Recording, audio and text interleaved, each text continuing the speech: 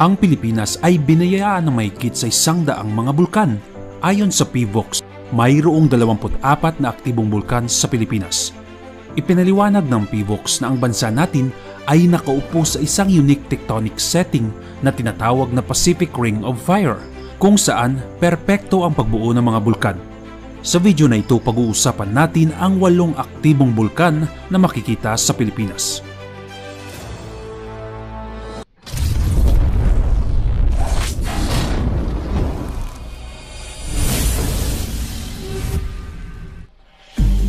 Number 8. Mount Musuan. Ang Musuan Peak o Mount Musuan, na kilala rin bilang Mount Calayo o Fire Mountain, ay isang aktibong bulkan na matatagpuan sa isla ng Mindanao. Ito ay 4.5 kilometro sa timog ng Valencia City, Bukidnon at 81 kilometro sa timog silangan ng Cagayan de Oro City. Mayroon itong taas na 646 meters at base diameter na 3 kilometro. Ang PHIVOLCS ay nag-ulat na ang Musuan ay sumabog noong 1866 at 1867. Ngunit sa record ng Global Volcanism Program ng Smithsonian Institution ay nagtala ng isa pang pagsabog, marahil phreatic, na sinunog ang lahat sa paligid nito. Ang pagsabog ay tila naganap 4 na taon bago ang 1891 na pagbisita ng isang paring Jesuita. Ito ay nag-ulat na hindi niya masuri ang bulkan nang mas malapit dahil sa malakas na sulfuric activity. Isang malakas na pagyanig ang nangyari malapit sa Musuan noong 1976 at noong kalagitnaan ng 2011. Ang Musuan ay isa sa aktibong bulkan sa Pilipinas na bahagi ng Pacific Ring of Fire. Number 7. Mount Pinatubo. Ang Mount Pinatubo ay isang active stratovolcano sa bundok ng Zambales. Ang stratovolcano ay bubuo ng mga alternate layers ng lava at abo. Ito ay matatagpuan din sa tri-point boundary sa probinsya ng Zambales, Tarlac at Pampanga sa central at northern island ng Luzon. Ang bulkan ay 87 kilometro sa hilagang kanluran ng Maynila. Malapit din sa Pinatubo ang US Naval Base Subic Bay na 37 kilometro sa timog ng Pinatubo at ang Clark Air Base na 14 na kilometro sa silangan ng Pinatubo. Mayroong halos 6 na milyong katao ang malapit sa bulkan. Bago ang pagsabog ng bulkan noong 1991, ito ay may taas na 5,725 feet above sea level. Ang pagsabog ng bulkan noong 1991 ay tinaguri ang second largest volcanic eruption ng 20th century na nagdulot ng high-speed avalanche ng mainit na volcanic ash at gas at pagbaha ng lahar. Sa kaunting kaalaman, ang lahar ay isang marahas na daloy ng putik na binubuo ng pyroclastic material, mga batong galing sa bulkan at tubig. Number 6. Mount Hibok-Hibok. Ang Mount Hibok-Hibok na kilala rin bilang Katarman Volcano ay isang stratovolcano na matatagpuan sa isla ng Camiguin. Isa din ito sa mga aktibong bulkan ng bansa na bahagi ng Pacific Ring of Fire. Ito ay may taas na 1,332 meters at base diameter na 10 kilometro. Ang bulkan ay may 6 na mainit na bukal o hot springs tulad ng Ardent Spring, Tangob, Bugong, Tagdo, Naasag at Kiab. Mayroon din itong 3 crater, ang Kanangkaan Crater, Itom Crater at Ilihan Crater. 5 beses nang sumabog ang Hibok-Hibok sa modernong kasaysayan. Ang unang naitala na pagsabog ay naganap noong 1827 at isang katulad na aktibidad na sinunda noong 1862. Sa ngayon, ang bundok ay naging popular na hiking destination at kinakailangan ng isang permit mula sa tanggapan ng DENR. Number 5. Smith Volcano. Ang Smith Volcano na kilala rin bilang Mount Babuyan ay cinder cone ang hugis na matatagpuan sa Babuyan Island sa kahila-hilagaan ng Babuyan Group of Island ng Luzon Strait. Ang cinder cone ay isang matarik na burol na binubuo ng pyroclastic fragments tulad ng volcanic ash na nahulma mula sa pagsabog ng bulkan.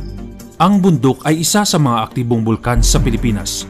Ito ay may taas na 688 meters at may base diameter na 4.5 kilometro.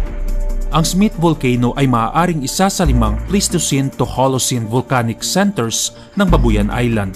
Ang bulkan ay sumabog ng 6 na beses na kung saan naganap ang huling pagputok nito noong 1924. Number 4. Mount Bulusan. Ang Mount Bulusan ay matatagpuan sa lalawigan ng Sorsogon sa rehiyon ng Bicol, 70 km sa timog silangan ng Mayon Volcano. Ito ay isa rin sa mga aktibong bulkan sa Pilipinas. Ang Bulusan ay inuri ng mga volcanologist bilang isang stratovolcano o isang composite cone at sumasakop sa northeast rim ng Irusin caldera na nabuo mga 40,000 taon na ang nakalilipas. Mayroon itong taas na 1,565 meters above sea level at may base diameter na 15 kilometers. Karaniwang kilala ang Bulusan para sa biglaang pagsabog ng singaw o phreatic explosions. Ito ay sumabog sa 15 beses mula 1885 at itinuturing na ika-4 na aktibong bulkan sa Pilipinas. Number 3. Mount Canlaon. Ang Mount Canlaon ay isang active stratovolcano sa isla ng Negros, humigit kumulang 30 kilometers sa timog. Ang Pilipinas ay binayaan ng mahigit sa 100 mga bulkan. Ayon sa PHIVOLCS, mayroong 24 na aktibong bulkan sa Pilipinas. Ipinaliwanag ng PHIVOLCS na ang bansa natin ay nakaupo sa isang unique tectonic setting na tinatawag na Pacific Ring of Fire, kung saan perpekto ang pagbuo ng mga bulkan. Sa video na ito, pag-uusapan natin ang 8 aktibong bulkan na makikita sa Pilipinas.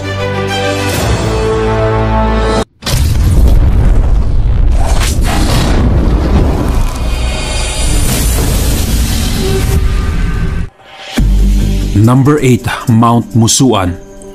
Ang Musuan Peak o Mount Musuan, na kilala rin bilang Mount Calayo o Fire Mountain, ay isang aktibong bulkan na matatagpuan sa isla ng Mindanao.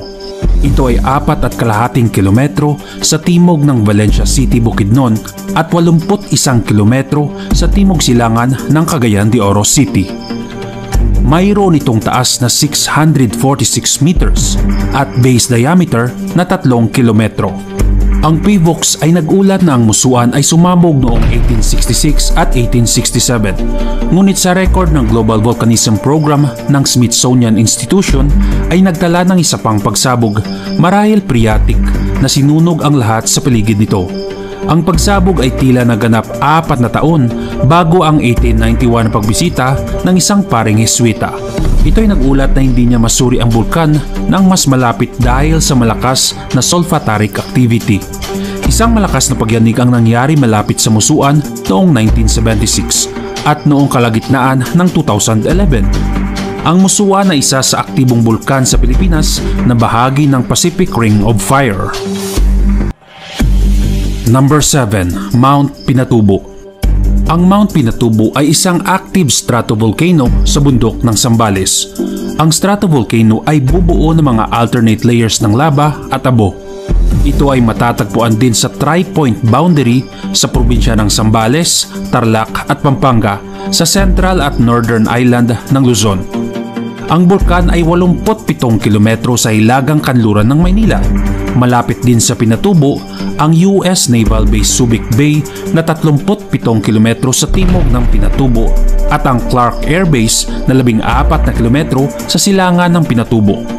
Mayroong halos 6 na milyong katao ang malapit sa bulkan. Bago ang pagsabog ng bulkan noong 1991, ito ay may taas na 5,725 feet above sea level.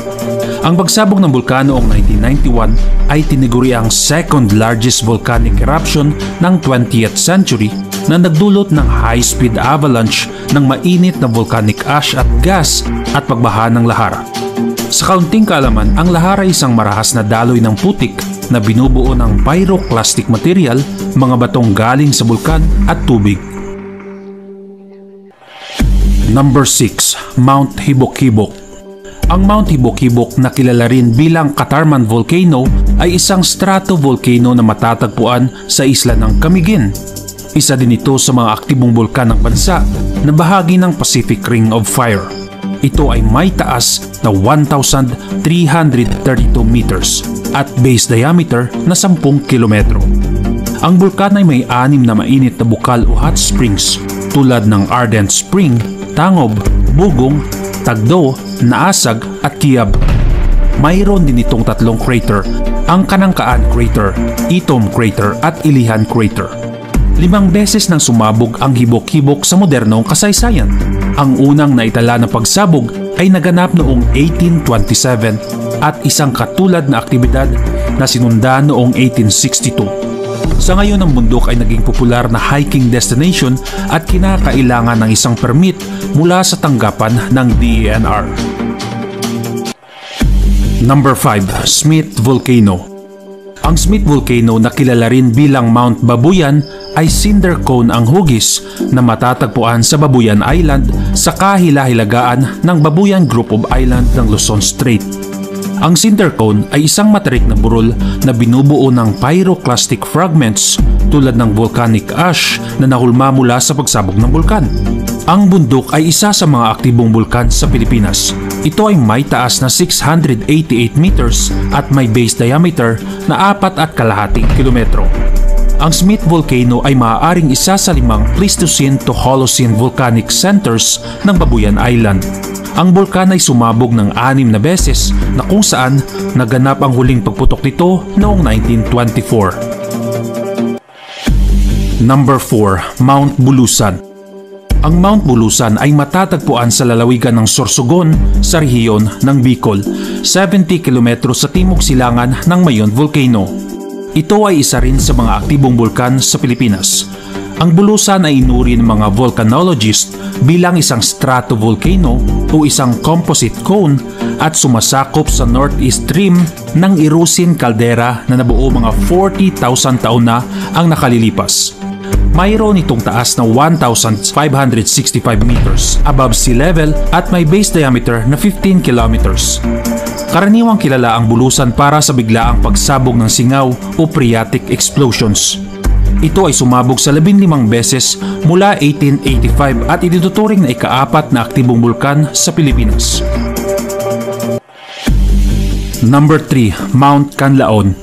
Ang Mount Canlaon ay isang active stratovolcano sa isla ng Negros, humigit kumulang 30 kilometers sa timog